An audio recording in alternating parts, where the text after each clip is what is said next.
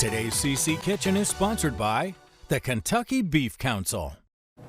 Well, welcome back to the CC Kitchen, and today, of course, we're talking about grilling season. It's the unofficial start to summer this weekend, and with us from the Kentucky Beef Council, we've got Kelly, and she is going to talk about some delicious recipes that you can make using Kentucky beef. Yes. So we're excited to have you. Yeah, thank you all for having me. It smells delicious in here. It sure does. Thank you. You've been just cooking up left and right. Yeah, so tell us, talk to us about what we can cook up for this weekend. Yeah, so it's a great weekend to start your grills if you haven't this year yet, but we brought the classics, a classic cheeseburger, a burger, and a beef hot dog. You can never go wrong with. They make it a bit simple, but I also brought one of those recipes. So May's actually beef month, and we've been featuring beef month recipes, and this is one of them, and it's Peruvian steak kebabs. Oh, yum.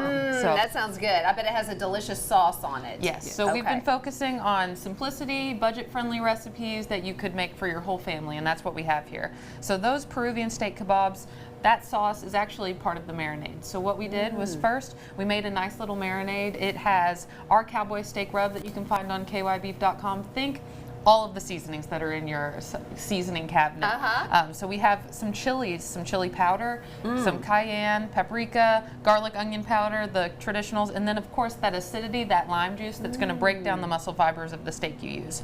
I actually used a skirt steak on this one. Skirt steak? Yeah, so usually when you think skirt steak, you're thinking carne asada or tacos, but we actually can be a really good choice for kebabs, just where it is kind of thinner. It goes on great with it, and you can really make it the flavor that you want with your marinade. How long do you marinate it? So I did about overnight. It's a lot easier for me if I know that I'm gonna either do it that next day, but about 6 to 12 hours is what you want. But what I also did was I actually set aside some of that marinade before I put the beef in it, because you don't want to use that marinade after it's touched raw beef. Right. But I set it and used that as the sauce afterwards. So after it was done, I just poured that leftover marinade to really even capture more of that flavor. Now, did you skewer them overnight as well, or did you assemble them after it's marinated? So I went ahead and cut up all the beef into the square bite-sized pieces and the veggies, and I threw all of that into the marinade and then just skewered them right before I put them on the grill. And then how long did you grill them for? So my grill at home has a few hot spots, so I have to watch it a little closer than if it was a newer grill. So it was on there for about 10 minutes. You want to make that steak however you like your steak to be cooked. So I like about a medium rare, medium, so 145 degrees Fahrenheit. Oh, they look delicious. Yeah, fun. Now, what are the different types of cuts that we can get to feed a crowd? Because it can get expensive. You can't put filet mignon and serve 50 people, or at least I can't. So talk to us about the different cuts. Yeah, so all the ways that ground beef is going to be our most economical choice. So when we're thinking feeding an entire crowd, it makes burgers and sliders or tacos and nachos so easy for a crowd.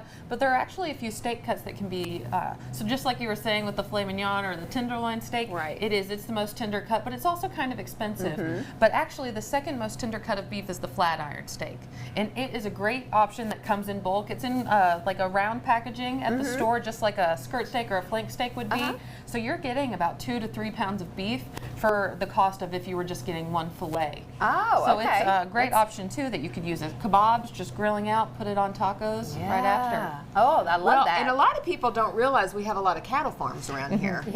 And so you can get Kentucky beef right here in Kentucky. Yeah, so we work on behalf of the 32,000 beef producers in the state of Kentucky. There are producers in all 120 counties.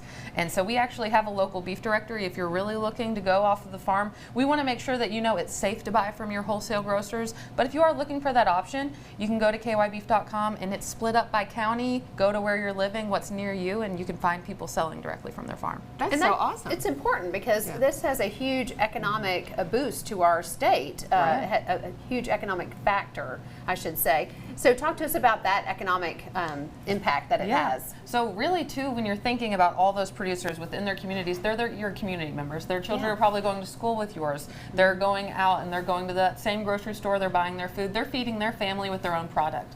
So when you think about that, just this past year, over $1 billion just in cash receipts were coming back to Kentucky from our beef producers. Which is crazy when you're thinking about what they're bringing into our state and what's going out of our state to feed America. Yeah. Well, Very you important. are a great resource for all things cattle here in Kentucky and more great recipes. Your website has amazing recipes. So if you're looking for cooking ideas, you need to visit your website. Yes. Remind everybody what your website is. kybeef.com. We have recipe collections, 3,000 recipes that split it all up, and even cooking tips that are going to send you step by step. Start your grill, get grilling, and then take it off. I just want to take you home with me. Yeah. All right. Well, thank you so much for being here today. Check out those recipes and more on their website. And we're going to have all the information up on the screen.